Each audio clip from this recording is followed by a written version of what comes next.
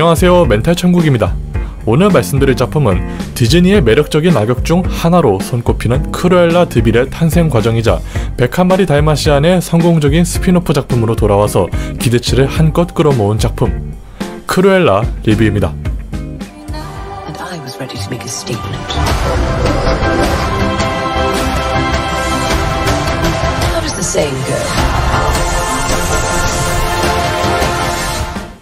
영화 크루엘라는 디즈니의 101마리 달마시안이라는 장편 애니메이션의 악역으로서 등장하는 인물입니다. 101마리 달마시안은 이전에도 실사화가 된 적이 있었지만 이번에는 크루엘라라는 악역이 단독으로 주인공을 맡아서 등장하기에 이전에 안젤리나 졸리 배우가 연기했던 말레피센트가 가장 먼저 떠오르기도 할 텐데요. 말레피센트에서는 중년 여성의 매력을 보여줬다면 크루엘라에서는 엠마 스톤 배우의 젊은 여성의 매력을 영화의 각색된 서사와 디즈니의 자본 가득한 연출로 어떻게 풀이했는지 보러 갑니다. 그럼 리뷰 제대로 시작해보죠. 저는 영화 크루엘라를 보면서 신선하다 못해 너무 참신해서 놀랐던 점이 한두 개가 아니었습니다.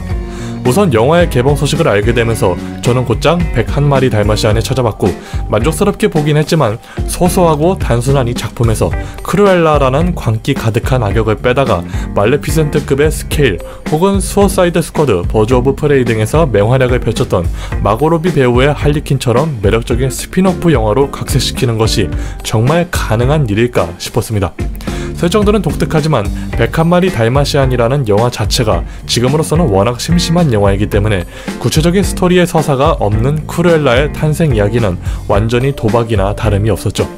하지만 예고편에서 이미 공개되었던 것처럼 그 모든 걱정을 깨부수고 크루엘라 드 빌이라는 캐릭터가 어떤 인물인지에 대한 이야기를 훌륭하게 각색하였습니다.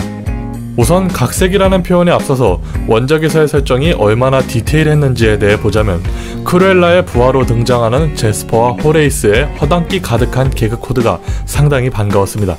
그런데 이 영화를 보면서 은근히 우정 가득한 캐릭터들이 대체 뭔 일이 있었길래 본편에서 이렇게 망가졌나 싶을 정도로 원작을 보신 분들에게는 상당히 반가운 인물이기도 할 겁니다. 또한 본편에서 달마시안의 주인이자 여주인공인 아니타와의 동창이라는 설정이 어떻게 이어지는지부터 많이 나오지는 않지만 달마시안의 존재감이 후에 어떻게 다루어지는지 등등 알고 있을수록 눈에 보이는 디테일한 요소들을 보면 원작 팬들을 위한 팬서비스라고 해도 과언이 아닐 정도로 완성도 높은 각색을 보여주었죠. 하지만 무엇보다 크루엘라 드 빌이라는 캐릭터가 악역이 되어야 했던, 악역이 될 수밖에 없었던 악당의 필연적이지만 씁쓸한 서사를 말레피센트와 같은 방식으로 풀이하며 자신의 정체성을 찾아 나서는 안티히어로의 모습이 담겨져 있었는데요. 특히나 엠마 스톤 배우의 대표작인 라라랜드에서의 모습이 생각나지 않을 정도의 연기력으로 시스템에 저항하는 모습을 매력적으로 보여주었죠. 게다가 의상상이 전혀 아깝지 않을 정도로 기가 막혔던 작품 내의 모든 의상 디자인들과 크루엘라의 분노와 희열을 동시에 표현하는 듯한 OST의 조화는 영화의 볼륨감을 높이는 데 큰 공을 세웠습니다. 이러한 요소들이 모두 모여 단순했던 본편의 스토리를 제치고 천재적이면서도 열정적이며 패셔너블하고 자기주장 강한 강렬한 캐릭터가 완성되었습니다. 계속 언급하고 있긴 하지만 마고 로비 배우가 할리퀸 그 자체가 되었던 예시를 떠올려 보자면 크루엘라는 분명히 디즈니의 조커 카드일 것이라는 생각에 만족스럽게 보고 나온 영화였습니다. 하지만 만족스럽게 보고 왔던 것과는 달리 영화의 치명적인 단점은 그냥 넘어갈 수가 없겠더군요. 사실 영화의 내용 자체가 미친놈들의 세계에서 살아가는 그들만의 리그를 주제로 진행하고 있기 때문에 개연성 자체에 대한 요소들은 당연히 감수하면서 보는 게 당연했지만 그렇다고 영화의 진행 방식이 철저하고 치밀하게 머리싸움으로 흥미를 유도했냐고 하면 절대 아니었는데요. 오히려 사건을 진행하고 해결하는 방식이 너무 간단하고 쉬워서 크루엘라의 작전이 치밀한 건지 경비원들이 바보인 건지 구별하기 어려울 정도로, 즉 범죄 스토리 몰입에 방해가 될 정도로 긴장감이 부족했습니다.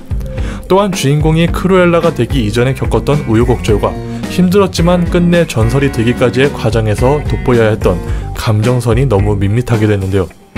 반전 가득한 서사를 통해서 모든 것을 설명하려고 하지만 앞서 말했던 것처럼 너무 쉬운 진행 방식과 급전개가 반복되면서 크루엘라라는 캐릭터 자체의 매력과 디즈니의 자본 가득한 매력적인 연출만 보게 되는 상황이 되었죠.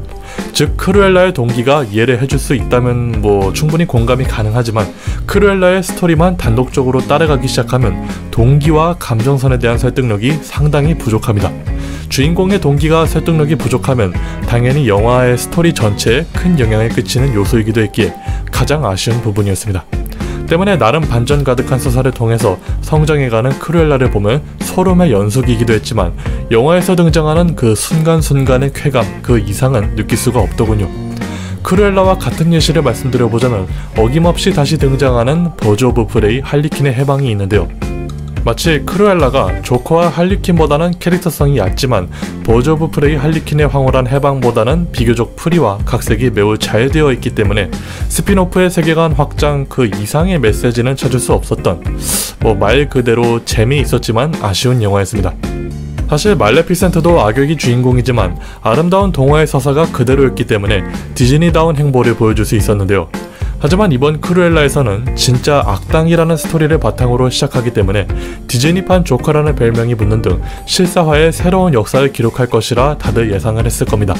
그런 부분에서도 더욱 의미있는 실사화였지만 조금 더 각본에 신경을 썼다면 누구나가 인정하는 명작으로서 이름을 날리지 않았을까 싶은 가짜 광기를 보여줬다는 게 정말 아쉬웠습니다. 물론 영화가 너무나 만족스러웠기 때문에 그만큼 아쉽다는 말을 많이 하는 것이니 오해하지 않으셨으면 좋겠습니다. 그럼 리뷰는 이것으로 마치도록 하고요. 리뷰가 마음에 드셨거나 도움이 되셨다면 구독과 좋아요, 알람 설정, 댓글 부탁드리며 저는 이만 물러가겠습니다. 바이바이. Don't worry, there's lots more bad things coming.